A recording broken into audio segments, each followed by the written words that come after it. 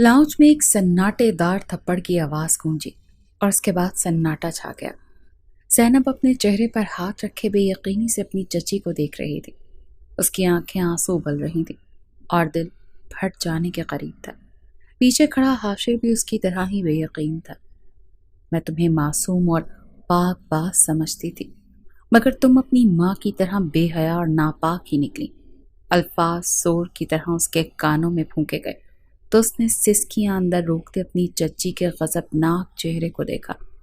वो गुस्से से सुर्ख हो रही थी, जबकि चचा हैरान और परेशान खड़े मामला समझने की कोशिश कर रहे थे। तुम दोनों ने तो हमें किसी के सामने मुंह दिखाने के काबिल नहीं छोड़ा, और तुम। उन्होंने गुस्से से ज़ैनब के बाल पकड़कर खींचते हुए उसके मुंह पर एक और थप्पड़ मारा तो उसके मुंह से सिसकी निकली। तुम्हें लावारिस समझकर हमने अपने घर में जगह दी और तुमने हमारी इज्जत ही खाक में मिला दी। इतनी आग लगी थी तो मुझे बता देती, मैं तुम्हारी शादी करवा देती। हराम तरीका इख्तियार करने की क्या जरूरत थी।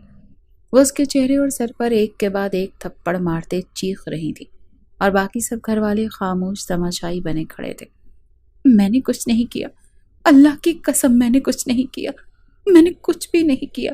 ज़ैनब ने बोलने की जसारत की तो चच्ची ने उसके बाल सख्ती से खींचे। छोड़ दे इसे। जब हम कह रहे हैं कि हमने कुछ नहीं किया, फिर हम पर इल्ज़ाम क्यों लगा रही हैं? मैं इतना घटिया नहीं हूं कि अपने दोस्त के घर आकर उसकी मंगेतर से। चच्ची को रोकते हुए हाशिर ने दानिस्ता तौर पर अपनी बात अधूरी छोड़ दी। अगर तुम दोनों ने कुछ नहीं किया तो तुम ज़ैनब के कमरे में क्या कर रहे थे? और मुझे अब अपना दोस्त मत कहो, क्योंकि तुम्हारे जैसे बेगैरतों को मैं दोस्त नहीं बनाता। कब से खामोश और साकित खड़ा मोहित बोला तो हाशिर उसकी तरफ आया। ये कैसी बातें कर रहे हो यार? तुम्हें मुझ पर जरा सा भी एतबार नहीं है? मैं तुम्हारी मंगेतर के साथ कोई गलत हरकत क्यों करूंगा? ये मेरी छोटी बहनों की तरह है। और रही बात उसके कमरे में जाने की, तो हम तुम्हारी सालगिरह का गिफ्ट बना रहे थे। ये कार्ड बना रही थी और मैं तुम्हारे लिए शायरी लिख रहा था, जब कमरे का दरवाज़ा किसी ने बाहर से बंद कर दिया और ये घबरा कर रोने लगी। आंटी बताए ना, जब आपने दरवाज़ा खोला तो वहाँ कार्ड पड़े थे ना?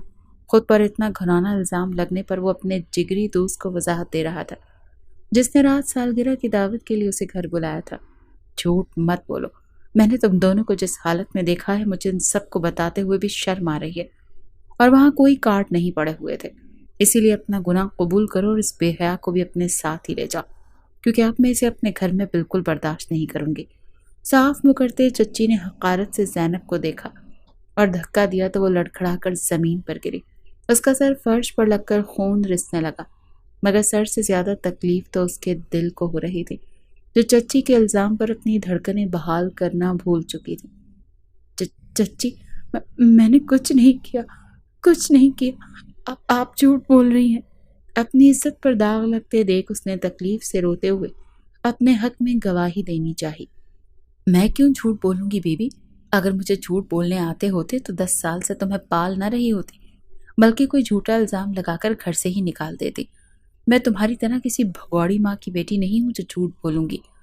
चच्ची ने आपे से बाहर होते जहर आलूद लहजे में कहा तो उसने उठने की कोशिश की।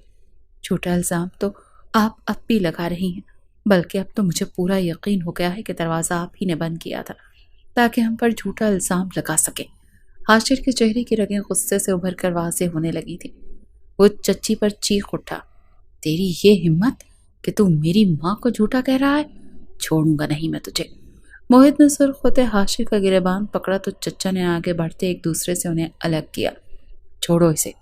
मोहित को पकड़कर पीछे करते उन्होंने हाशिर को सख्त निगाहों से देखा था।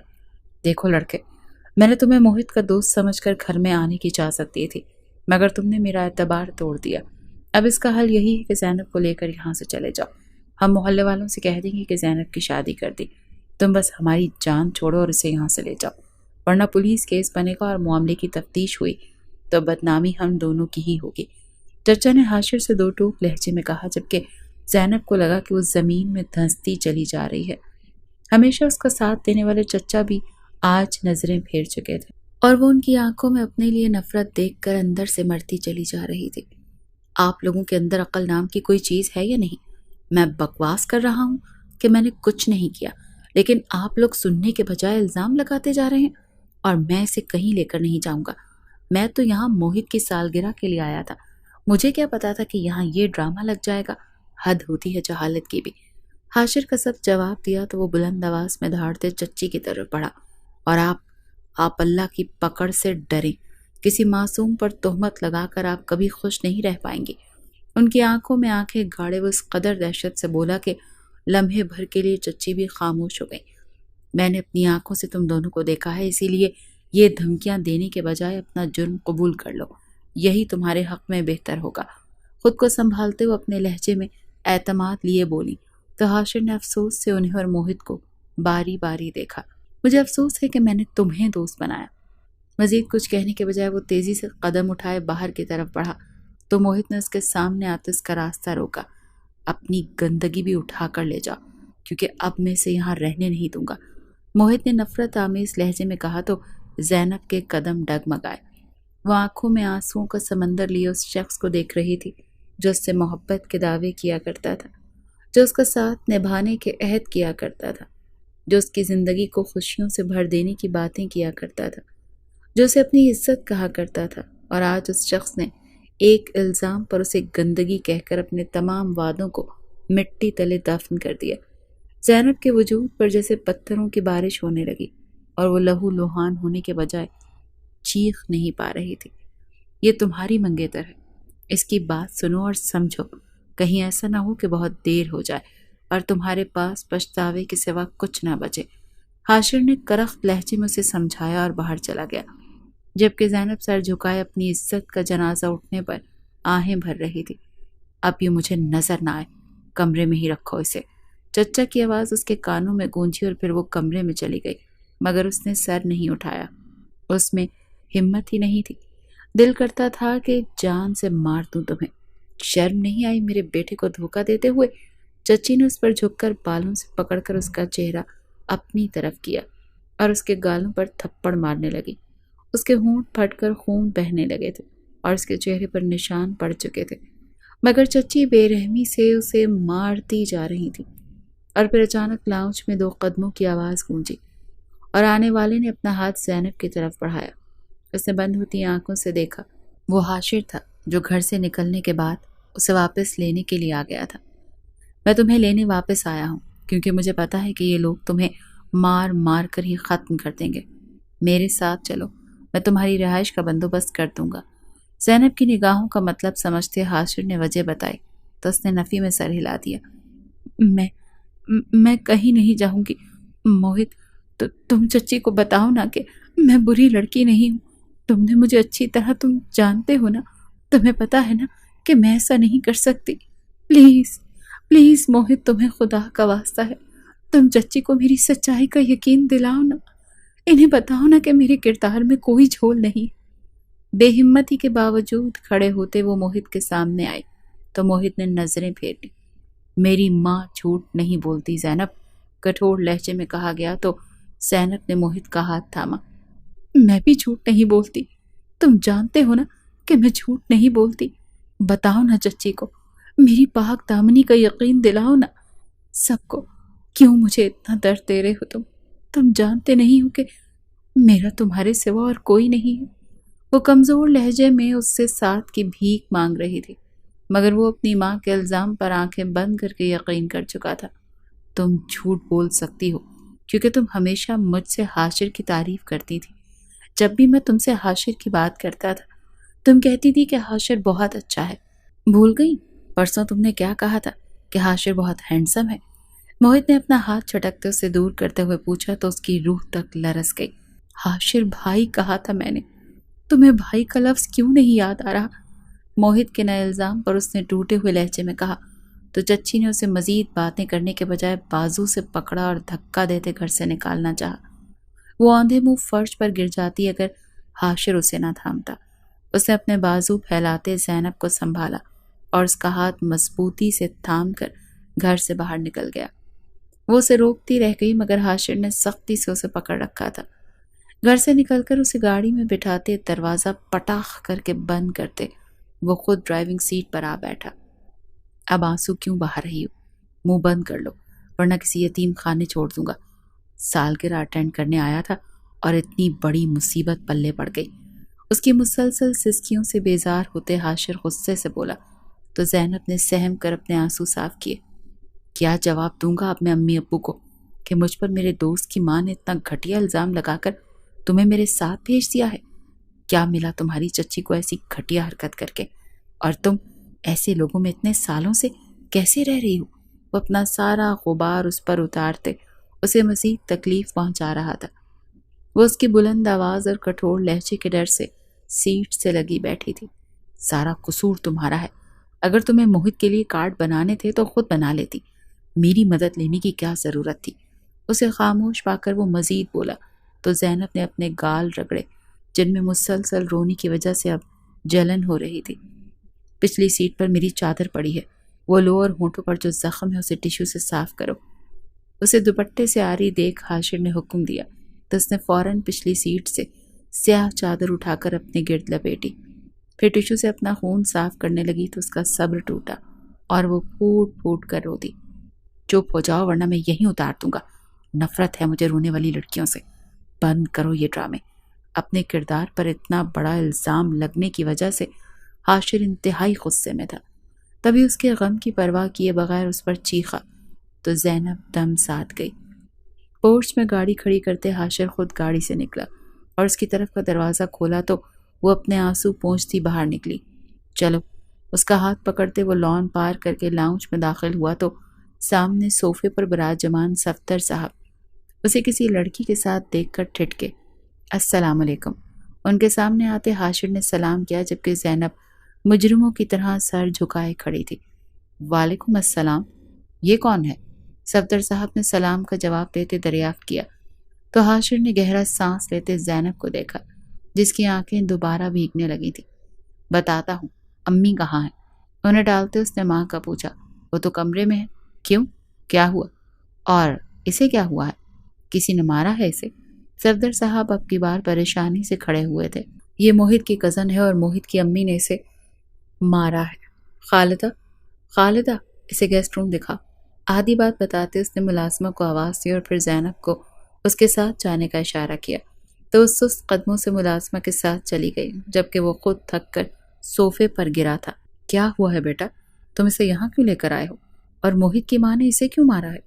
صفدر صاحب اس کے سامنے بیٹھ گئے تو اس نے اپنی پیشانی مسلی۔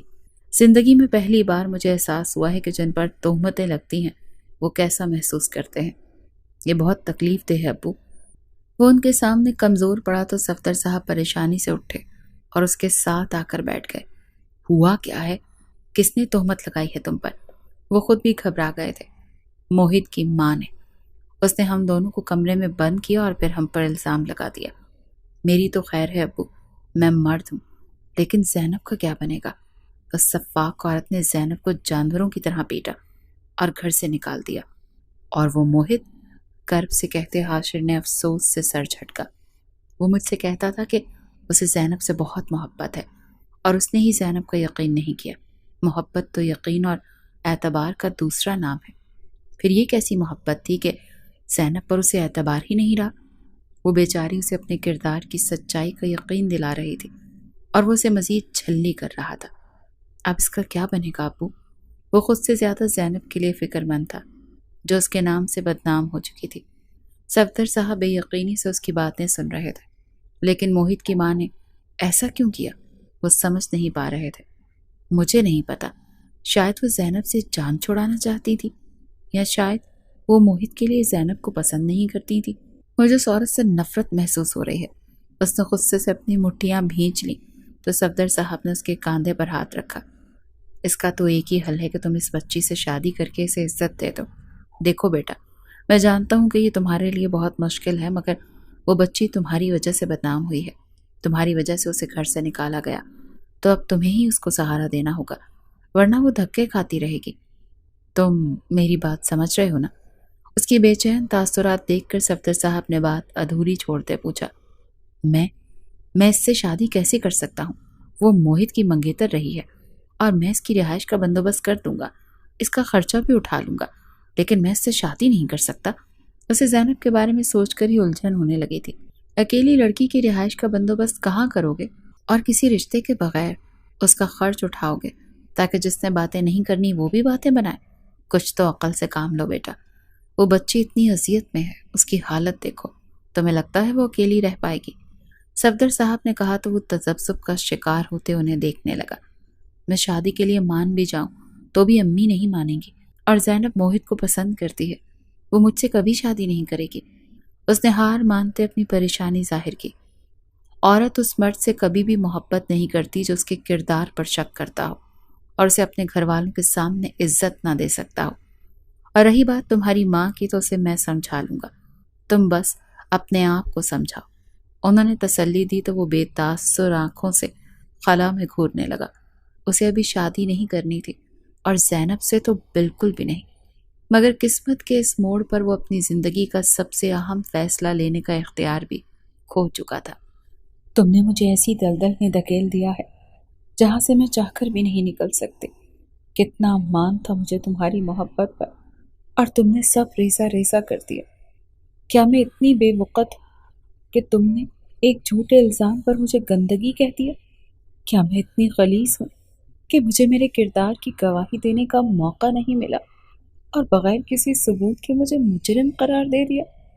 فرش پر بیٹھے وہ دیوار سے ٹیک لگا کر زاروں قطار رو رہی تھی، اور اس کی آنکھیں کمرے کی دیواروں میں جذب ہو کر درد کی داستان لکھ رہی تھی۔ یا اللہ، یا میرے اللہ، یہ کیا ہو گیا؟ یہ میرے ساتھ کیا ہو گیا؟ میں اتنی تکلیف میں ہوں، مجھے لگ رہا ہے کہ کوئی مجھے آری سے ٹکڑے ٹکڑے کر رہا، جیسے کوئی میری رگوں سے خون نچوڑ رہا ہے۔ کیوں ہوا ہے میرے ساتھ ایسا؟ بے گناہ ہوتے ہوئے بھی کیوں مجھے سزا دی گئی ہے؟ مجھے نفرت ہو رہی ہے سب سے، چچی سے، چچا سے، موہت سے، ساری دنیا سے، اور خود سے بھی بہت نفرت ہو رہی ہے مجھے خود سے۔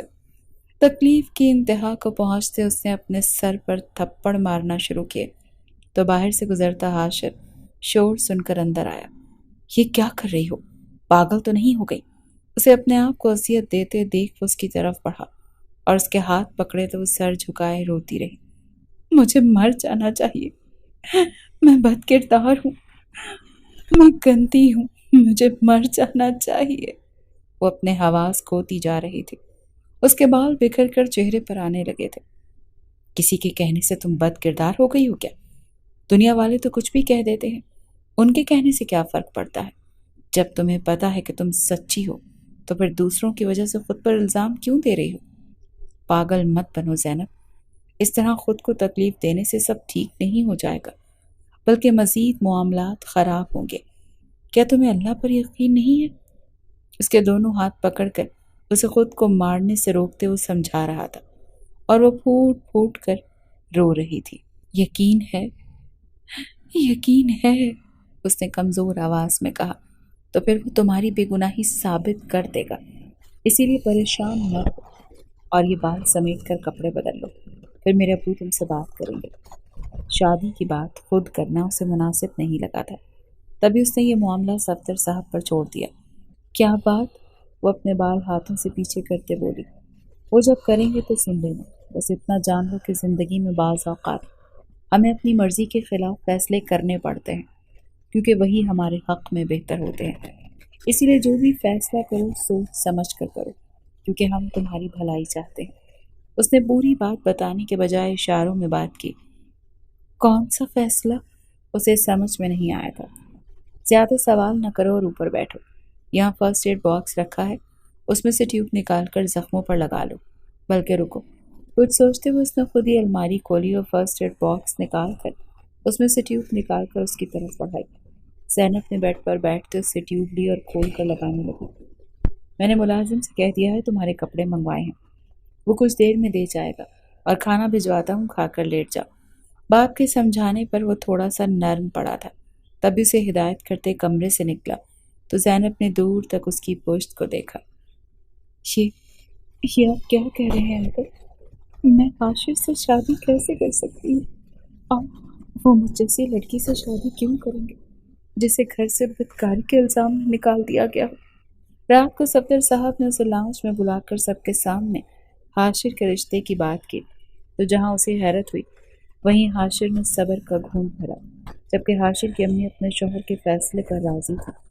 دیکھو بیٹا، یہ جذبات سے کام لینے کا وقت نہیں ہے، دماغ سے سوچو اور بتاؤ کہ تم اگر حاشر سے شادی نہیں کرتی تو کہاں جاؤ گی؟ کیونکہ صاف بات ہے کہ ہم تمہیں بغیر کسی رشتے کے یہاں نہیں رکھ سکیں گے، اور تمہارا واپس گھر جانا بھی ناممکن ہے، تو اکیلے کیسے زندگی گزارو گی؟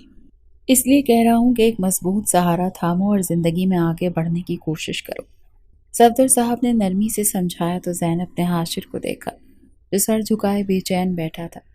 اس کے چہرے سے اندازہ لگانا مشکل نہیں تھا کہ اس فیصلے میں اس کی مرضی شامل نہیں ہے۔ وہ بھی اس کی طرح حالات کا مارا تھا۔ لیکن انکل، ہمیں حاشر کے لیے کوئی بھی لڑکی مل سکتی ہے، مگر ہم تمہارا بھلا سوچ رہے ہیں، کیونکہ اس الزام میں تمہارے ساتھ حاشر کا نام ہے، اسی لیے سوچ سمجھ کر فیصلہ کرو۔ اس کے کچھ کہنے سے پہلے ہی صفدر صاحب نے بات کاٹی تو وہ اپنی بھیگی آنکھوں سے حاشر کو دیکھتی رہی، جو بدستور سر جھکائے ہوئے بیٹھا تھا۔ کچھ لمحے خاموشی سے گزرے اور پھر اس نے اپنے دل کو مارتے سر اس بات میں ہلا دیا، جیسی آپ کی مرضی۔ اس کے انداز میں عجیب سی تھکن تھی۔ حاشر نے بے اختیار سر اٹھاتے اسے دیکھا، وہ اسے بہت مجبور لگی تھی۔ ٹھیک ہے، پھر پرسوں نکاح رکھ لیتے ہیں، کل تم اپنی آنٹی کے ساتھ جا کر شاپنگ کر لینا۔ صفدر صاحب نے کہا تو وہ سر ہلا گئی۔ پریشان نہ ہو، سب کچھ ٹھیک ہو جائے گا۔ امی نے اس کو تسلی دی تو وہ بے بسی سے مسکرائی۔ پتہ نہیں، دل میں سوچتے اس کی نگاہیں حاشر پر ٹک گئیں، جو اب لا تعلق ہو کر فون استعمال کرنے لگا تھا۔ اس نے خود کو آئینے میں دیکھتے اپنی پلکوں پر ٹھہرے آنسو صاف کیے، جو اس کے میک اپ کو خراب کرنے میں کامیاب ہو چکے تھے۔ سرخ لہنگے میں ملبوس وہ بالوں کا جوڑا بنائے، چہرے پر میک اپ سجائے بے حد حسین لگ رہی تھی، مگر اس کا دل غمگین اور خوف زدہ تھا۔ میں نے ہمیشہ جاگتی آنکھوں خود کو تمہاری دلہن بنانے کا خواب دیکھا ہے موہت، مگر آج میں کسی اور کی دلہن بن گئی ہوں۔ کتنا کربناک دن ہے یہ کہ میں بدنام ہو کر ایک انجان آدمی سے شادی کرنے پر صرف اس لیے مجبور ہو گئی ہوں کہ میرے ماں باپ زندہ نہیں ہیں، لیکن اگر وہ زندہ ہوتے تو میرے ساتھ یہ سب کچھ ہونے نہ دیتے۔ آئینے میں اپنے عکس کو دیکھتے وہ موہت کے تخیل سے مخاطب تھے۔ آنسو دوبارہ پلکوں سے دامن چھڑا کر گالوں پر چمکنے لگے۔ وہ نہ جانے کتنی ہی دیر روتی رہی، مگر موہت کی امی نے کمرے میں آتے اسے نکاح خواہ کی آمد کا بتایا تو اس نے زکام زدہ سانس اندر کھینچتے خود کو اس انچاہے رشتے کے لیے تیار کیا۔ میرا بیٹا بہت اچھا انسان ہے، تم اس کے ساتھ خوش رہو گی، ثانیہ بیگم نے اسے تسلی دی تو وہ پھیکا سا مسکرائی۔ چلو شاباش، مولوی صاحب انتظار کر رہے ہیں۔ اس کا لہنگا پکڑے وہ اسے لان میں لے آئے، جہاں نکاح کی تقریب کا اہتمام کیا گیا تھا۔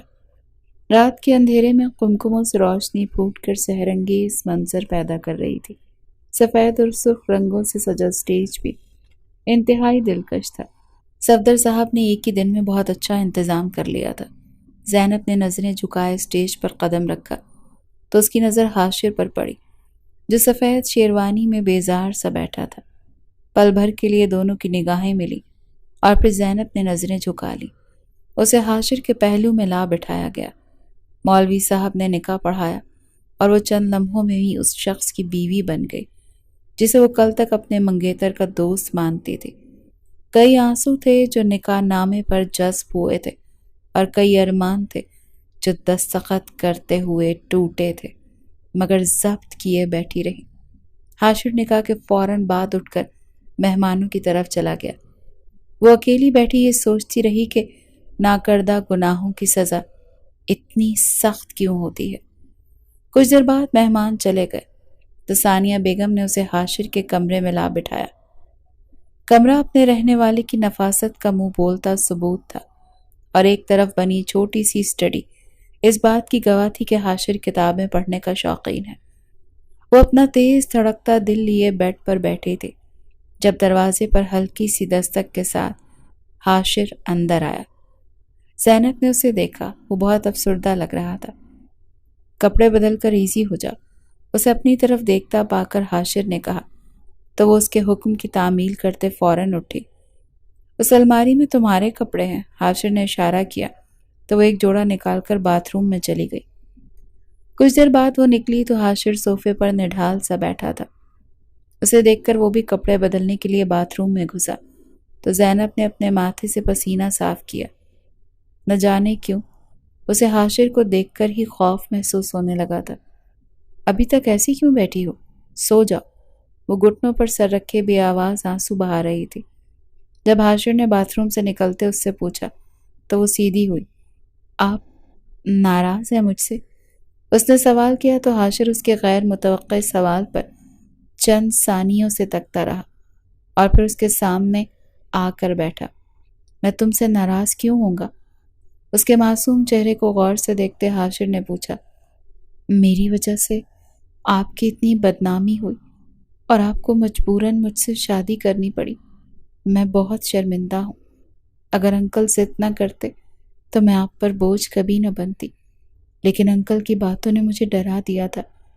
मैं तो अंधेरे में सो भी नहीं सकती, तो सारी जिंदगी अकेले रहना मेरे लिए नामुमकिन था। इसीलिए मैंने आपसे शादी कर ली, वरना मैं आपको कभी इस मुसीबत में न डालती। एक ही सांस में सारी बात करते उसकी आवाज रिंध गई। तुम हमारी शादी को मुसीबत कह रही हो? हाशिर ने उसकी बात पकड़ी तो वो कंफ्यूज सी होकर नफी में सर हिला गई। नहीं, मैं बस मतलब आपके लिए तो मुसीबत ही है ना, वो बोली तो हाशिर ने गहरा सांस लिया। हाँ, ये शादी आजमाइशी है, लेकिन मैं निभाने की पूरी कोशिश करूंगा और मुझे उम्मीद है कि तुम भी मोहित को दिल से निकालने की कोशिश करोगी। उसने कहा तो ज़ैनब के दिल में कसक सी उठी। दिल से तो वो उसी वक्त निकल गया था जब उसने चच्ची की बात पर यकीन किया था, और आपसे निकाह में होते हुए मैं उसके बारे में सोचना भी गुनाह समझती हूँ। उसने कहा तो हाशिर उसके पास से उठ गया। गुड, अब सो जाओ। बेड की दूसरी तरफ आते वो लेट गया तो ज़ैनब ने उसे देखा, फिर खुद भी लेट गई। आप किसी को पसंद तो नहीं करते थे? कुछ देर उसकी बंद आंखें देखने के बाद ज़ैनब ने झिझकते हुए पूछा तो हाशिर ने आंखें खोली। नहीं, और अगर मैं किसी को पसंद करता होता तो तुमसे शादी न करता। इसीलिए आइंदा ये फजूल बातें मुझसे मत पूछना। उसके सवाल पर वो यकदम भड़का। सॉरी। वो सहम कर दूसरी तरफ करवट ले गई तो हाशिर ने भी उसे गुस्से से देखते अपना रुख दूसरी तरफ कर लिया। पूरी रात ज़ैनब ने जागते गुजार दी। हाशिर सो गया था और वो बेचैनी से कभी कमरे में चक्कर लगाती और कभी सोफे पर लेट जाती। सब न जाने कब सोफे पर लेटी ही उसकी आंख लग गई। अभी मुश्किल से उसे सोए हुए घंटा ही गुजरा था कि किसी ने बुरी तरह से उसे हिलाया। वो हड़बड़ा कर उठी तो हाशिर को सामने देखकर फौरन खड़ी हुई। यहाँ सोकर क्या साबित करना चाहती हो? यही कि हमारी शादी जबरदस्ती हुई है? क्यों सोई तुम सोफे पर, बोलो? उसे बाजू से पकड़कर बुरी तरह झंझोड़ते वो इस कदर गुस्से से बोला था कि ज़ैनब की सांस हलक में अटक गई। मैं मैं सुबह यहाँ पर आई हूँ, उसने बमुश्किल जुमला मुकम्मल किया तो हाशिर ने उसका बाजू जोर से दबाया। मैं भी तुमसे शादी नहीं करना चाहता था। तुम जैसी डरपोक और कमअकल लड़कियां मुझे जहर लगती हैं और बात बात पर आंसू बहाने वाली लड़कियों से मुझे शदीद नफरत है। मगर मैंने तुम्हारी इज्जत और हिफाजत के लिए तुमसे शादी की है, इसीलिए बेहतर यही है कि तुम भी इस रिश्ते को अहमियत दो, वरना मुझसे बुरा और कोई नहीं होगा। वो इस कदर सख्ती से बोला था कि ज़ैनब की आंखें आंसुओं की वजह से धुंधला गई। बोलो अब, चुप क्यों हो? उसकी खामोशी पर वो मजीद तैश में आया। सॉरी, मैं आइंदा ख्याल रखूंगी। मुझे पता नहीं था कि आप नाराज हो जाएंगे, वरना मैं यहाँ कभी ना सोती। हिचकियों के साथ उसकी आवाज़ कांपी तो हाशिर ने उसके करीब होते उसकी आंखों में आंखें गाड़ी। जिस दिन तुम्हें मोहित की याद आई मुझे बता देना, मैं खुद तुम्हें उसके पास छोड़ कर आऊँगा। गुस्से से कहते उसने ज़ैनब को धक्का देकर सोफे पर गिराया और ख़ुद कमरे से बाहर निकल गया, जबकि ज़ैनब खौफ से उस कमरे को देखते बेआवाज़ रोती रही। हाशिर का ये रवैया उसके ज़ख्मों पर मरहम रखने के बजाय उन्हें मज़ीद उधेड़ रहा था। मुलाजमा के पैगाम पर वो नाश्ते की मेज़ पर पहुंची तो हाशिर चाय डाल रहा था। सानिया बेगम ने मुस्कुरा कर उसका इस्तकबाल किया तो वो हाशिर के साथ वाली कुर्सी पर बैठ गई। कैसी हो? तबीयत ठीक है तुम्हारी? उसकी जर्द रंगत और सूजी हुई आंखें देखते सानिया बेगम ने पूछा तो हाशिर ने भी चेहरा मोड़ कर उसे देखा। जी। वो ज़बरदस्ती मुस्कुराई। اچھا یہ ناشتہ لو۔ حاشر کی سخت نگاہوں اور زینب کی خوفزدہ شکل سے انہیں اندازہ ہوا کہ ان کے درمیان کوئی جھگڑا ہوا ہے، مگر وہ نظر انداز کر گئیں۔ حاشر بیٹا، آج اسے کہیں باہر لے جانا تاکہ اس کی طبیعت ٹھیک ہو۔ دیکھو کیا حال کیا ہوا ہے اس نے اپنا۔ کچھ دیر غیر معمولی خاموشی چھائی رہی تو ثانیہ بیگم نے حاشر کو حکم دیا، جی ٹھیک ہے، آپ اس کے لیے پریشان نہ ہوں، میں اس کا خیال رکھ لوں گا۔ اس نے زینب کی طرف دیکھتے ماں کو تسلی دی تو وہ مسکرائیں۔ مجھے پتا ہے، لیکن یہ میری بہو ہے تو میرا بھی تو کچھ فرض بنتا ہے نا۔ انہوں نے ماحول کی کشیدگی کو کم کرنا چاہا تو زینب بھی مصنوعی مسکرا دی۔ ناشتے کے بعد وہ کمرے میں چلی گئی تاکہ کچھ دیر آرام کر سکے، مگر حاشر نے کمرے میں آتے اسے لیٹتے پایا تو وہ اپنا آرام بھول کر اٹھ بیٹھی۔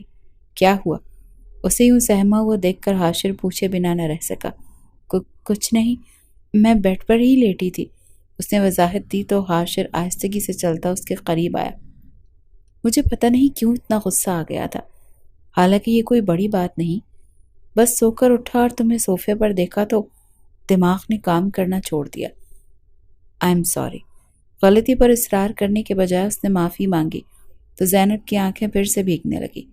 لیکن آپ مجھ سے نفرت تو کرتے ہیں نا، اور میں آپ کو زہر بھی لگتی ہوں، اس نے ہلکی سی آواز میں کہا تو حاشر نے اس کے گال پر ہاتھ رکھتے اس کے آنسوؤں کو اپنی پوروں میں جذب کیا۔ غصے میں کہہ دیا تھا، معاف کر دو پلیز۔ اس کی تکلیف پر دل نرم کرتے اس نے دوبارہ معافی مانگی۔ میں موہت کے پاس کبھی نہیں جاؤں گی، اور نہ ہی میرے دل میں اس کے لیے کوئی جذبہ باقی ہے۔ سب نے میرے کردار پر شک کیا ہے، لیکن آپ مجھ پر شک مت کریں، میں موہت کو بھول چکی ہوں۔ وہ اب باری باری حاشر کا حساب برابر کر رہی تھی۔ کتنا شرمندہ کرو گی؟ حاشر نے اس کے بالوں کو کانوں کے پیچھے اڑستے پوچھا تو وہ اس کی جسارت پر پریشان ہوتے دور ہوئی۔ مجھے نیند آ رہی ہے۔ فوراً بیڈ پر لیٹتے اس نے کمبل اوڑھا تو حاشر مسکرا دیا، یہ سونے کا کون سا وقت ہے؟ میں رات کو نہیں سوئی، اسی لیے مجھے نیند آ رہی ہے، اس نے جواب دیا تو حاشر نے کاندھے اچکا دیے۔ جب اس کی آنکھ کھلی تو اس نے وال کلاک پر نظر ڈالی جو شام کے 7 بجا رہے تھے۔ وہ یکدم گھبرا کر اٹھی تو سامنے صوفے پر حاشر کو کتاب پڑھتا دیکھ کر اپنے بال سیدھے کرتے فریش ہونے باتھ روم میں گھسی۔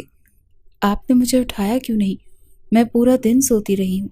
فریش ہو کر باہر نکلتے اس نے شکایت کی تو حاشر کتاب بند کرتے اس کی طرف متوجہ ہوا۔ میں نے سوچا کہ تمہیں سکون سے سونے دوں، پتہ نہیں کب سے تم نے نیند پوری نہیں کی تھی، اس نے مسکرا کر کہا تو زینب نے اداسی سے کھڑکی کی دوسری طرف پھیلے سیاہ آسمان کو دیکھا جس پر ستارے چمک رہے تھے۔ آپ پورا دن کیا کرتے رہے؟ آپ نے زیادہ سونے پر وہ بہت شرمندہ تھی۔ میں آفس کا کام کر رہا تھا، پھر اپنے فری ہوا تو ناول پڑھنے لگا، اس نے بتایا تو وہ اٹھ کر اس کے پاس آ بیٹھی۔ آپ ناولز بھی پڑھتے ہیں؟ کتاب اٹھاتے اسے شدید حیرت ہوئی تھی۔ ہاں، تم نہیں پڑھتی؟ اس کی معصومیت پر حاشر نے فرصت سے اسے دیکھا تو وہ نفی میں سر ہلا گئی۔ چچی نہیں پڑھنے دیتی تھی، وہ کہتی تھی کہ ناولز لڑکیوں کے دماغ خراب کر دیتے ہیں، اس نے بتایا تو حاشر نے اس کے ہاتھ سے کتاب لی۔ یہ تو ناولز پر منحصر ہے، اگر اچھے رائٹرز کو پڑھیں تو دماغ خراب نہیں ہوتا بلکہ کھلتا ہے، لیکن تم میرے ناولز پڑھنے کی کوشش مت کرنا، تمہیں سمجھ نہیں آئیں گے، تمہیں میں ٹارزن اور عمر و عیار والی کہانیاں لا دوں گا، اس نے جان بوجھ کر زینب کو چھیڑا تو وہ برا مان کر اسے گھورنے لگی۔ صبح آپ مجھے کم عقل تو کہہ ہی چکے ہیں، اب میں آپ کو اتنی جاہل لگتی ہوں کہ ناولز نہ پڑھ سکوں؟ اس نے بات دل پر لی تو حاشر ہنس دیا۔ وہ تو غصے میں کہا تھا، اب تم ساری زندگی اسی کے تانے دو گی کیا؟ وہ اپنے اور اس کے درمیان کا فاصلہ ختم کرتے اس کے قریب ہوا تو زینب نے گھبرا کر پیچھے ہونا چاہا۔ تم اب پھر مجھے غصہ دلا رہی ہو؟ اس کی حرکت پر اس کے لہجے میں دوبارہ سختی آئی۔ اگر تمہارے دل میں موہت نہیں ہے تو پھر تم مجھ سے اتنا گھبرا کیوں رہی ہو؟ مجھے بیوقوف بنا رہی ہو نا؟ وہ غصے سے بولا تو زینب کو شک ہوا کہ وہی شخص ہے جو کچھ دیر پہلے اس سے باتیں کر رہا تھا۔ میں آپ کو بیوقوف کیوں بناؤں گی؟ اور کتنی بار بتاؤں کہ میں موہت کو بھول چکی ہوں؟ اب کی بار وہ بھی خاموش رہنے کے بجائے بول پڑی تو حاشر نے غصے سے اس کا منہ پکڑا۔ جواب دیتی ہو یہ جانتے ہوئے بھی کہ تمہاری وجہ سے میری زندگی برباد ہو گئی ہے؟ تم مجھ سے زبان درازی کرتی ہو؟ کیا سمجھتی ہو کہ دل میں موہت کو رکھ کر مجھ سے شادی کر لو گی تو میں تمہیں قبول کر لوں گا؟ اس نے آپے سے باہر ہوتے زینب کا منہ اس قدر زور سے پکڑا تھا کہ اس کے ہونٹ کا زخم کھل گیا۔ حاشر کو احساس تب ہوا جب خون کی بوندیں اس کے ہاتھ پر گریں، مگر خون کے ساتھ زینب کے آنسو بھی تھے جو اس کے ہاتھ پر گر رہے تھے۔ اس نے ایک جھٹکے سے زینب کو چھوڑا تو وہ گہرے گہرے سانس لینے لگی۔ یہ وہ حاشر نہیں تھا جو کچھ لمحے پہلے اس سے ناولز کی باتیں کر رہا تھا، یہ کوئی اور ہی تھا۔ خوف کی وجہ سے وہ حاشر کو دیکھنے کے بجائے سر جھکائے روتی رہی، تو وہ اٹھ کر ٹیرس پر چلا گیا، جبکہ زینب کچھ دیر خود پر قابو پانے کے بعد بیڈ پر بیٹھ گئی کہ کہیں وہ اس پر دوبارہ غصہ نہ کرے۔ سنو، وہ پچھلے 2 گھنٹے سے یوں ہی بیٹھی تھی اور حاشر ٹیرس میں ٹہلتا رہا تھا۔ وہ اس کے ڈر سے کچھ کہہ بھی نہیں پا رہی تھی، مگر حاشر نے کمرے میں خود ہی اسے مخاطب کیا۔ جی؟ وہ الرٹ بیٹھی تھی۔ یہ زخم صاف کر لو، امی کی نظر پڑی تو خامخواہ سوال کریں گی۔ اس کے ہونٹ کو دیکھتے حاشر نے کہا۔ اچھا۔ وہ اس کے حکم کی تعمیل میں اٹھی۔ میں لگا دیتا ہوں۔ زینب نے الماری سے ٹیوب نکالی تو حاشر نے اس سے لیتے اسے بیڈ پر بٹھایا۔ وہ نم آنکھوں سے اس کے پل پل بدلتے رنگ دیکھتی رہی۔ زیادہ درد ہوا تھا؟ اس کے سفید چہرے پر اپنی انگلیوں کے سرخ نشان دیکھ کر اسے خود پر افسوس ہوا تھا۔ نہیں۔ اس کے غصے سے ڈر سے زینب نے نفی میں سر ہلایا تو حاشر نے نرمی سے اس کے ہونٹ پر دوا لگائی۔ بہت برا ہوں نا میں؟ وہ جیسے پوچھ رہا تھا۔ نہیں۔ زینب نے دوبارہ نفی کی تو حاشر نے اس کا ہاتھ پکڑ کر اس کا بازو دیکھا جس پر صبح دبوچے جانے کے نشان تھے۔ آدھا زخمی تمہاری چچی نے تمہیں کیا تھا اور آدھا میں نے کر دیا۔ میں یہ نہیں چاہتا تھا، بس موہت کا سوچ سوچ کر میرا خون کھولتا ہے اور میری سوچنے سمجھنے کی صلاحیت کھو بیٹھتا ہوں۔ اس نے نرمی سے زینب کا ہاتھ اپنے دل کے مقام پر رکھ کر وضاحت کی۔ چچی نے اتنا زخمی نہیں کیا تھا جتنا آپ نے کر دیا ہے، لیکن شاید میں اسی قابل ہوں کہ مجھ پر شک کیا جائے۔ پہلے وہ لوگ شک کرتے تھے اور اب آپ کر رہے ہیں۔ شاید میرے کردار میں کوئی جھول ہے جو ہر کوئی مجھ پر الزام لگا کر ظلم کرنے لگتا ہے۔ زینب نے درد کی انتہا پر پہنچتے نم آواز میں کہا، تمہارے کردار میں کوئی جھول نہیں ہے، لیکن دل پر تو انسان کا بس نہیں چلتا نا۔ تم 2 دن پہلے تک موہت سے محبت کرتی تھی اور اچانک تمہاری شادی مجھ سے ہو گئی، تو ہو سکتا ہے کہ تمہارے دل میں ابھی بھی اس کے لیے کوئی جذبہ ہو۔ حاشر نے اپنی مشکل بیان کی تو زینب طنزیہ مسکرائی۔ نفرت کے علاوہ اس کے لیے اب کوئی جذبہ نہیں۔ کیا مجھ پر یقین کر لیں یا پھر مجھے ایک ہی بار مار کر دفن کر دیں؟ اس نے کہا تو حاشر چند لمحے خاموشی سے اسے دیکھتا رہا اور پھر سونے کے لیے لیٹ گیا۔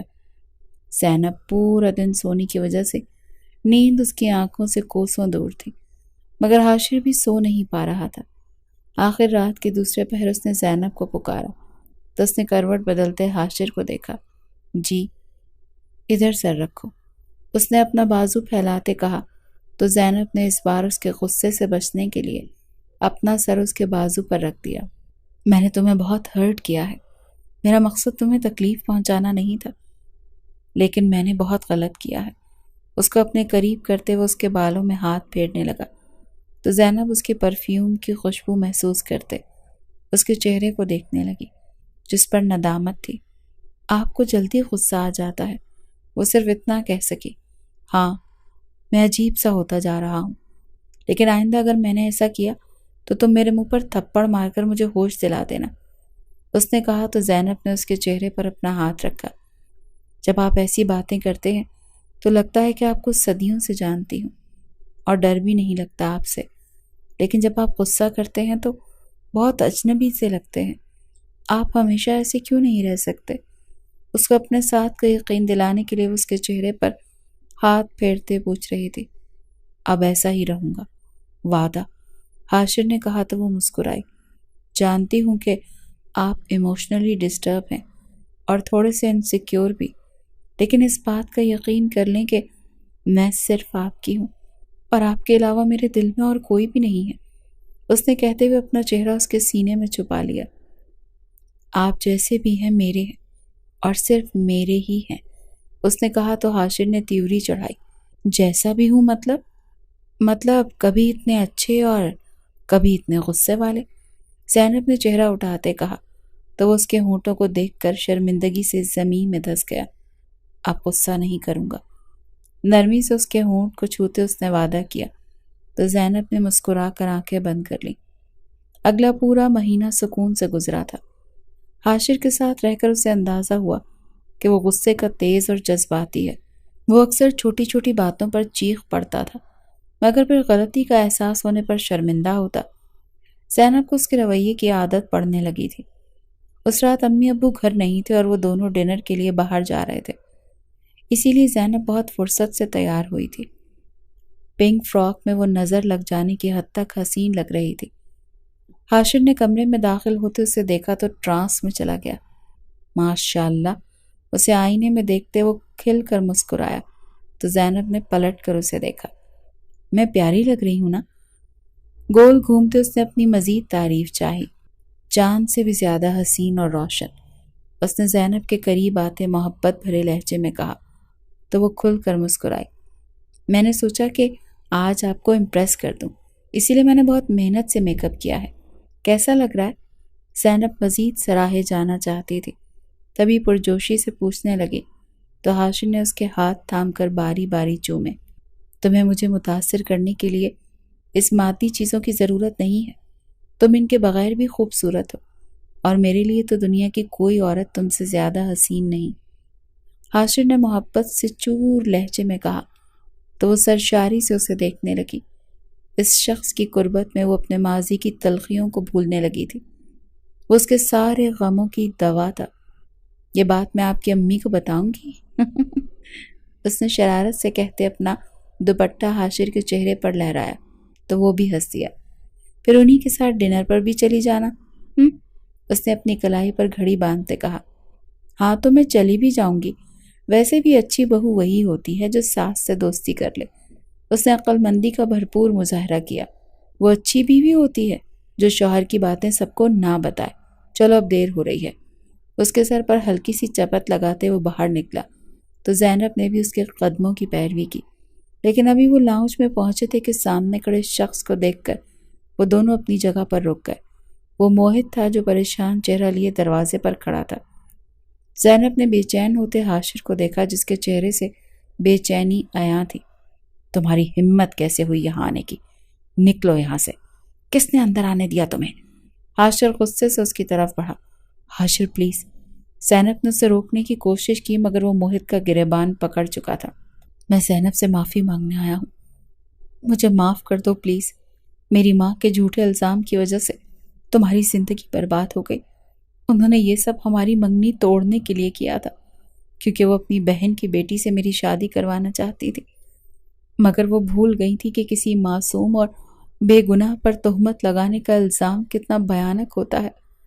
موہت نے زینب کے سامنے اپنے ہاتھ جوڑے تو حاشر نے اسے دھکے دے کر چھوڑ دیا۔ تو حقیقت پتہ چل گئی تمہیں اپنی ماں کی، اتر گئی ماں کی محبت کی پٹی۔ وہ طنزیہ بولا تو موہت نے شرمندگی سے سر جھکا لیا۔ امی فوت ہو گئی ہیں، سر جھکائے ہی اس نے لڑکھڑاتی آواز میں کہا تو جہاں حاشر حیران ہوا وہیں زینب کے پیروں سے زمین نکلی۔ 2 ہفتے پہلے ان کا کار ایکسیڈنٹ ہوا، ڈرائیور تو اسی وقت فوت ہو گیا، لیکن امی 10 دن ہسپتال کے بستر پر تڑپتی رہیں۔ ان کا جسم بری طرح کچلا گیا تھا، ان کی آنکھیں ضائع ہو گئی تھیں مگر ان کی سانس بند نہیں ہوئی، اور 10 دن کی اذیت میں انہوں نے ہر لمحہ تمہارا نام پکارا ہے۔ وہ مشکل سے بول پاتی تھی مگر جب بھی بولتی تھی تمہارا نام لیتی تھی کہ زینب مجھے معاف کر دو تاکہ میری مشکل آسان ہو جائے۔ ان کی جان جیسے حلق میں اٹک گئی تھی، اور انہوں نے مجھے سب بتا دیا کہ کیسے انہوں نے تم دونوں کو کمرے میں بند کر کے تہمت لگائی۔ وہ بہت شرمندہ تھی زینب، اور آخری سانس تک وہ تمہاری منتظر رہی۔ موہت نے کانپتی آواز میں بتایا تو زینب کی آنکھوں سے آنسو بہنے لگے۔ وہ جیسی بھی تھی اس کی چچی تھی اور اس نے کئی سال چچی کے ساتھ گزارے تھے، پھر کیسے اسے دکھ نہ ہوتا۔ ان کی ڈیتھ کب ہوئی؟ حاشر نے پوچھا۔ کل رات۔ موہت اس سے نظریں بھی نہیں ملا پا رہا تھا۔ دوسروں کی بیٹیوں پر تہمت لگانے کا انجام ہمیشہ بھیانک ہوتا ہے، لیکن افسوس کہ جب تک انسان پر بیتتی نہیں ہے تب تک انسان سمجھ نہیں پاتا۔ خیر اللہ تمہاری امی کی مغفرت فرمائے، آمین۔ حاشر نے اس کی حالت کے پیش نظر سختی کرنے کے بجائے نرمی برتی۔ آمین، چلو میں تمہیں لینے آیا ہوں۔ موہت اب زینب سے مخاطب تھا۔ زینب نے یکدم حاشر کو دیکھا۔ کیوں؟ حاشر کے سخت تاثرات دیکھتے اس نے موہت سے پوچھا۔ کیونکہ میں شرمندہ ہوں اور تمہارے ساتھ نئی زندگی شروع کرنا چاہتا ہوں۔ تم جانتی ہو نا کہ میں نے تم سے کتنی محبت کی ہے۔ ہاں، وقتی طور پر میں امی کی باتوں میں ضرور آ گیا تھا، مگر جس دن سے تم گھر سے نکلی ہو میں سو نہیں پایا۔ کمزور مرد ہوں نا، تبھی ماں کی محبت میں حد سے بڑھ گیا اور تم پر یقین نہیں کیا، مگر میں آج بھی تم سے محبت کرتا ہوں۔ اسی لیے پلیز مجھے معاف کر کے میرے ساتھ چلو، یہاں رہنا تمہارے لیے مناسب نہیں ہے۔ وہ آسانی سے کہتا گیا جبکہ حاشر نے غصے سے اپنی مٹھیاں بھینچ لی۔ جس نے تمہیں میرے یہاں ہونے کا بتایا ہے، اس نے یہ نہیں بتایا کہ میں اور حاشر شادی کر چکے ہیں؟ زینب نے درستی سے پوچھا تو موہت نے بے یقین نظروں سے ان دونوں کو دیکھا۔ یہ تم کیا کہہ رہی ہو؟ تم میرے ساتھ ایسا کیسے کر سکتی ہو؟ ہمارا اتنے سالوں کا ساتھ تم نے اتنی جلدی بھلا دیا؟ تم تو کہتی تھی کہ تم میرے بغیر رہ نہیں سکتی، پھر تم کسی اور سے شادی کیسے کر سکتی ہو؟ موہت دکھ سے بولا تو حاشر مزید وہاں نہ رکا، بلکہ لمبے لمبے ڈگ بڑھتا کمرے میں چلا گیا۔ کیا بکواس کر رہے ہو؟ وہ سب پرانی باتیں تھیں، اب میں صرف حاشر سے محبت کرتی ہوں، اور اسی لیے یہ فضول باتیں مت کرو اور یہاں سے چلے جاؤ۔ شوہر کی ناراضگی پر اسے ڈر لگا تو وہ موہت پر چیخی۔ تم میرے علاوہ کسی سے محبت نہیں کر سکتی، یہ جھوٹ ہے۔ حاشر جیسا غصے کا تیز آدمی تمہیں ڈیزرو نہیں کرتا۔ تم مجھ سے خلا لے لو زینب، میں تمہیں بہت خوش رکھوں گا۔ موہت نے اس کے قریب آتے منت کی تو زینب نے چند قدم پیچھے ہوتے اس سے فاصلہ برقرار رکھا۔ اپنی بکواس بند کرو اور نکلو یہاں سے، تم میرے لیے کچھ نہیں ہو، میرا سب کچھ حاشر ہے، اسی لیے میرا پیچھا چھوڑ دو۔ خالدہ، باہر سے گارڈ کو بلواؤ تاکہ وہ اسے باہر نکالے۔ غصے سے کہتے اس نے ملازموں کو آواز دی تو موہت کی آنکھیں بھیگنے لگی۔ میری ماں مجھے چھوڑ کر چلی گئی اور اب تم بھی میرے ساتھ ایسا کر رہی ہو؟ کیا میرا قصور اتنا بڑا ہے کہ مجھے سب چھوڑ جائیں؟ وہ ٹوٹ کر بولا۔ کانوں کا کچا ہونا اور خود سے منسلک عورت پر اعتبار نہ کرنا ایک مرد کی سب سے بڑی کمزوری ہوتی ہے۔ جس عورت پر تمہیں اعتبار نہیں، جس کے کردار کی گواہی تم نہیں دے سکے، جس پر تم نے صرف ایک جھوٹ کی وجہ سے شک کیا، وہ اب بھی تمہیں نہ چھوڑے۔ چچی نے تو جو کیا سو کیا، مگر تم نے بہت بڑا ظلم کیا ہے۔ کتنا مان تھا مجھے تم پر کہ کچھ بھی ہو جائے موہت کبھی میرا ساتھ نہیں چھوڑے گا، مگر تم نے تب میرا ساتھ چھوڑا جب مجھے تمہاری سب سے زیادہ ضرورت تھی، اور تب حاشر نے میری جان اور عزت کی حفاظت کی۔ اس شخص نے نہ صرف مجھے دنیا والوں کے سامنے عزت سے اپنایا، بلکہ کبھی کسی کو میرے کردار پر بات بھی نہیں کرنے دی۔ ہاں، وہ غصے کا تیز ہے، مگر وہ سچے اور کھرے انسان ہیں۔ ان کا دل نرم ہے اور وہ مجھ سے سچی محبت کرتے ہیں۔ اسی لیے آج کے بعد یہاں مت آنا، ورنہ پیروں پر سلامت واپس نہیں جا پاؤ گے۔ شہادت کی انگلی اٹھا کر اسے دھمکی دیتی اس نے گارڈ کو اشارہ کیا تو اس کی طرف بڑھے، جبکہ زینب کمرے میں آ گئی جہاں حاشر خود پر ضبط کیے صوفے پر بیٹھا تھا۔ آپ یہاں کیوں آ گئے؟ ہمیں تو ڈنر کے لیے جانا ہے نا؟ اس نے اپنے لہجے کو نارمل رکھتے سوال کیا، مگر حاشر اس طرح بے حس و حرکت بیٹھا رہا۔ چلے نا، دیکھیں میں کتنی مشکل سے باہر جانے کے لیے تیار ہوئی تھی۔ اس کے پاس بیٹھی، مگر حاشر نے اس کی طرف دیکھنے کی زحمت نہ کی۔ وہ اپنے دونوں ہاتھ جوڑے غصے کو قابو کرنے کی کوشش کر رہا تھا۔ حاشر، ادھر دیکھیں میری طرف۔ زینب نے اس کا چہرہ اپنی طرف موڑا۔ میں نے اسے بتایا کہ میں صرف آپ سے محبت کرتی ہوں اور آپ کے علاوہ میرے دل میں اور کوئی نہیں ہے۔ پتہ ہے اس کا منہ بن گیا تھا، لیکن میں نے اسے گھر سے نکال دیا کیونکہ مجھے صرف آپ کی خوشی عزیز ہے۔ اس نے حاشر کے دونوں ہاتھ تھامتے اسے اعتماد میں لینے کی کوشش کی، مگر وہ چند پل اسے دیکھنے کے بعد ہاتھ جھٹکتے اٹھا اور بیڈ پر جا کر لیٹ گیا۔ آپ کو مجھ پر اعتبار نہیں ہے کیا؟ آپ کو لگتا ہے کہ میں آپ سے خیانت کروں گی؟ کیوں کر رہے ہیں ایسا؟ کیوں اذیت دے رہے ہیں مجھے؟ وہ صوفے سے اٹھ کر دوبارہ اس کے پاس آ کر بیٹھ گئی۔ مجھے سونا ہے، لائٹ آف کر دو پلیز، حاشر نے بے رخی سے کہا تو وہ مزید کچھ کہنے کے بجائے بتی بجھا کر کپڑے بدلنے باتھ روم میں چلی گئی۔ رات کو وہ رونے میں مصروف تھی جب حاشر بے چین ہو کر اٹھا اور کمرے کی لائٹ جلا کر اس کی طرف آیا۔ کیوں رو رہی ہو؟ روشنی ہونے پر زینب نے سونے کی اداکاری کرنے کی کوشش کی، مگر حاشر کی آواز پر اس نے آنکھیں کھول لی۔ کیونکہ آپ مجھ پر شک کر رہے ہیں، اس نے رندھی ہوئی آواز میں کہا۔ میرا دماغ خراب نہیں ہے جو میں شک کروں گا، میں صرف پریشان تھا، اس لیے بات نہیں کر رہا تھا۔ خود سوچو کہ میری بیوی سے کوئی دوسرا شخص آ کر محبت کا اظہار کر رہا ہے تو کیا مجھے برا نہیں لگے گا؟ اس نے زینب کے ساتھ بیٹھتے پوچھا تو وہ بھی اٹھ کر بیٹھی۔ نہیں لگنا چاہیے، آپ کو تو فخر سے اسے یہ کہنا چاہیے تھا کہ زینب تم سے نہیں مجھ سے محبت کرتی ہے، مگر آپ میدان چھوڑ کر ہی بھاگ گئے۔ کیوں آپ کو لگتا ہے ایسا؟ آپ کیوں اتنے انسیکیور ہیں؟ ہماری شادی زبردستی ہوئی ہے تو کیا ہم میں محبت نہیں ہو سکتی؟ کیا میں نے سر سے میں آپ کو کئی بار یہ احساس نہیں دلایا کہ مجھے آپ سے کتنی محبت ہے؟ آپ میرا سب کچھ ہیں یار، آپ کے علاوہ میرا کوئی بھی نہیں ہے۔ سب نے جب مجھے دھتکارا تب آپ نے مجھے اپنایا، تو میرے لیے دنیا میں سب سے زیادہ اہم اور قابل احترام آپ ہیں۔ اور ایک بات یاد رکھیے گا، میں مر جاؤں گی لیکن آپ سے خیانت کبھی نہیں کروں گی۔ اس کے دل کا حال اچھی طرح سمجھتے زینب نے پیار سے سمجھایا تو حاشر مسکرایا۔ جانتا ہوں، بس تھوڑا سا گھبرا گیا تھا، یہ سوچ کھائے جا رہی تھی کہ کاش میں نے تم سے شادی نہ کی ہوتی تو آج تم موہت کے ساتھ جا سکتی تھی۔ مجھے لگا جیسے میں تم دونوں کے درمیان آ گیا ہوں۔ اس نے اپنے اندر کی کیفیت سے آگاہ کیا تو زینب نے اپنے آنسو صاف کیے۔ آپ پاگل تو نہیں ہو گئے؟ آپ درمیان میں نہیں آئے، بلکہ اللہ تعالیٰ نے آپ کو ہمیشہ سے میرے نصیب میں ہی لکھا تھا اور مجھے آپ تک ہی پہنچنا تھا۔ اسی لیے اس احساس کو اپنے اندر سے نکال دیں، میں صرف آپ کی ہوں اور ساری زندگی آپ ہی کی رہوں گی۔ اس نے کہا تو حاشر نے سر ہلا دیا۔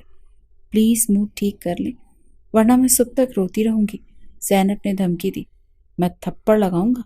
دل ہلکا ہونے پر حاشر بھی اب پرسکون ہو گیا تھا۔ میں پھر اور زیادہ رہوں گی، بلکہ سب کو بتاؤں گی کہ میرا شوہر مجھ پر ظلم کرتا ہے، اس نے شرارت سے کہا تو حاشر ہنس دیا۔ ظلم نہیں، پیار کرتا ہوں میں تم سے، شاید اسی لیے بہت حساس ہو گیا ہوں۔ I am sorry. اپنی ناراضگی پر معافی مانگتے اس نے زینب کو بازو سے پکڑتے اپنی گود میں بٹھایا تو وہ مسکراتے ہوئے اس کا خوبصورت چہرہ دیکھنے لگی جس پر داڑھی بہت اچھی لگتی تھی۔ اس بار معاف کر رہی ہوں، لیکن اگلی بار خواہ ناراض ہوئے نا تو میں بھی ناراض ہو جاؤں گی، اس نے دھونس سے کہا تو حاشر نے اس کے چہرے سے بال پیچھے کرتے اس کے ماتھے پر بوسہ دیا۔ تم مجھ سے ناراض نہیں رہ سکتی۔ جو لڑکی میری خاموشی پر اتنا رو سکتی ہے وہ مجھ سے ناراض کیسے ہو سکتی ہے؟ اس کے لہجے میں عجیب اعتماد تھا۔ ہاں، اور آپ کو تو رونے والی لڑکیوں سے نفرت ہے نا؟ اس نے حاشر کو اس کی پرانی بات یاد دلائی۔ لیکن تم سے نہیں، تم تو روتے ہوئے اچھی خاصی حسین لگتی ہو۔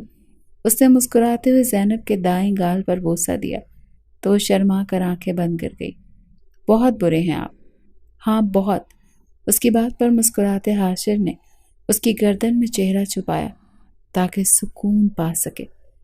ہمارا ڈنر تو رہ ہی گیا، زینب نے افسردگی سے کہا تھا۔ کل لے جاؤں گا، میرے سر میں ہاتھ پھیرو اور سونے دو مجھے، اس نے فرمائش کی تو زینب مسکراتے ہوئے اس کے بالوں میں انگلیاں پھیرنے لگی۔ چچی کے ساتھ بہت برا ہوا، کاش وہ ہمارے ساتھ ایسا نہ کرتی تو شاید ان کے ساتھ بھی ایسا نہ ہوتا۔ کچھ دیر بعد زینب نے کہا تو حاشر اس سے الگ ہوا۔ کسی پر بدکاری کا الزام لگانا بہت بڑا گناہ ہے، کاش یہ بات سب کو سمجھ آ جائے کہ اس گناہ کی سزا آخرت کے علاوہ دنیا میں بھی ملتی ہے اور خاندان تباہ ہو جاتے ہیں۔ حاشر نے افسوس سے کہا تو زینب کا دل اداس ہوا۔ اللہ ان کی مغفرت کر دے، چلو اب سو جاؤ۔ حاشر نے اسے گود سے نکالا تو وہ منہ بسول کر سونے کے لیے لیٹ گئی۔ زہر لگ رہے ہیں آپ، حاشر کے مسکرانے پر وہ تک کر بولی تو حاشر نے اس کے ساتھ لیٹتے اسے اپنے حصار میں لیا۔ سو جاؤ۔ اس کو دیکھتے حاشر نے آنکھیں بند کی تو وہ بھی سکون سے آنکھیں بند کر گئی۔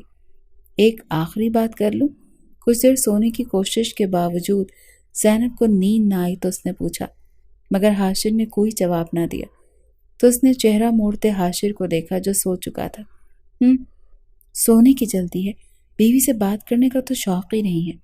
منہ بسورتے اس نے حاشر کی طرف کروٹ لیتے اس کے چہرے کو دیکھا جو سوتے ہوئے بہت ہی معصوم لگ رہا تھا۔ محبت کا مطلب آپ نے مجھے سمجھایا ہے، بہت خوش نصیب ہوں میں جو مجھے آپ ملے۔